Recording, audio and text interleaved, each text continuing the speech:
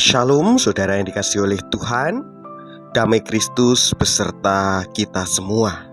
Saudaraku, mari kita bersama-sama meresapi sabda firman Tuhan di hari ini sebelum kita melanjutkan aktivitas kita di hari ini. Namun sebelumnya mari kita bersatu di dalam doa.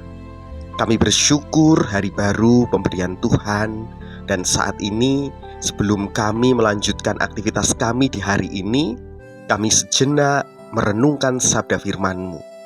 Kami minta Roh Kudus-Mu memenuhi hati pikiran kami, sehingga kami boleh mengerti akan kehendak Tuhan di dalam kehidupan ini. Mampukan kami untuk terus hidup bersama Engkau di setiap musim kehidupan kami. Hanya di dalam nama Yesus kami berdoa. Amin. Saudara yang dikasihi oleh Tuhan, sabda firman Tuhan terambil dari Galati 5 ayat yang ke-13 yang demikian sabdanya. Saudara-saudara, memang kamu telah dipanggil untuk merdeka, tetapi janganlah kamu mempergunakan kemerdekaan itu sebagai kesempatan untuk kehidupan dalam dosa, melainkan layanilah seorang akan yang lain oleh kasih. Saudara yang dikasihi oleh Tuhan, semua orang memiliki hak bebas di dalam hidupnya, bebas memilih apa saja yang mereka inginkan. Namun, seringkali kebebasan itu dipakai untuk pembenaran, membenarkan kemarahan, membenarkan keserakahan, membenarkan hawa nafsu, membenarkan kebodohan, bahkan membenarkan hidup yang jauh daripada Tuhan. Padahal Yesus mati di kayu salib supaya kita dibebaskan dari kuasa dosa, bukan untuk bebas berbuat dosa.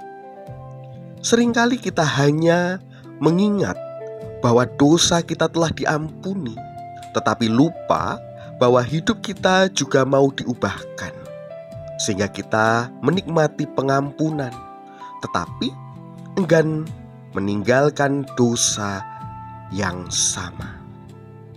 Kita ingin menerima mahkota keselamatan, tetapi tetap memeluk rantai yang telah dipatahkan Kristus. Saudara, Rasul Paulus berkata dengan jelas, janganlah kamu mempergunakan kemerdekaan itu sebagai kesempatan untuk kehidupan dalam dosa. Artinya, kebebasan di dalam Kristus bukanlah izin untuk hidup sesuka hati. Kemerdekaan bukan berarti tidak ada lagi batasan. Justru kemerdekaan yang sejati adalah ketika kita tidak lagi diperbudak oleh dosa. Inilah ironi kehidupan Kristen. Mengaku telah ditebus, tetapi masih menikmati kebohongan-kebohongan. Mengaku telah diselamatkan, tetapi masih memelihara kepahitan.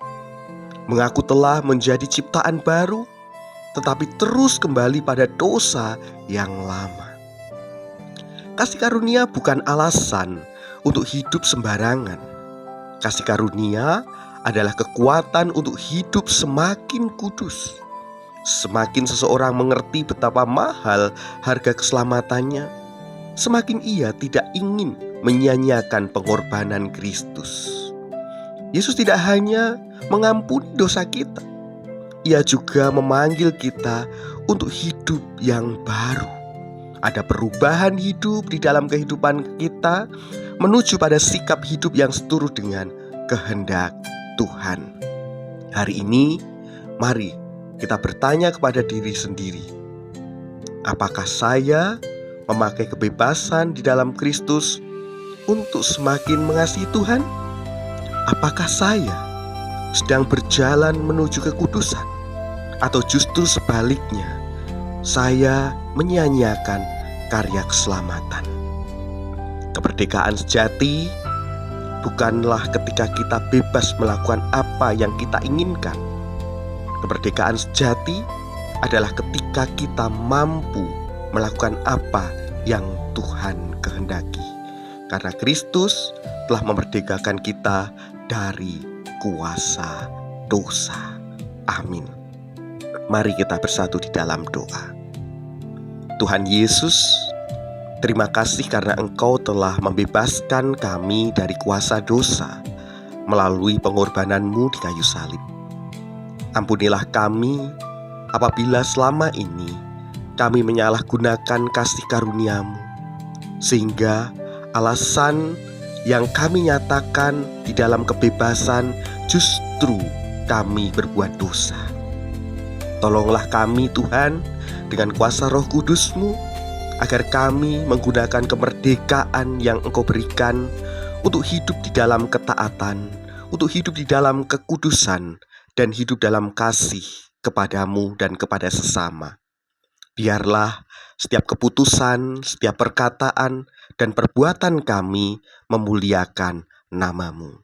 Dalam nama Yesus kami berdoa. Amin. Semangat untuk melanjutkan setiap pekerjaan kita, aktivitas kita di hari ini. Tuhan Yesus memberkati.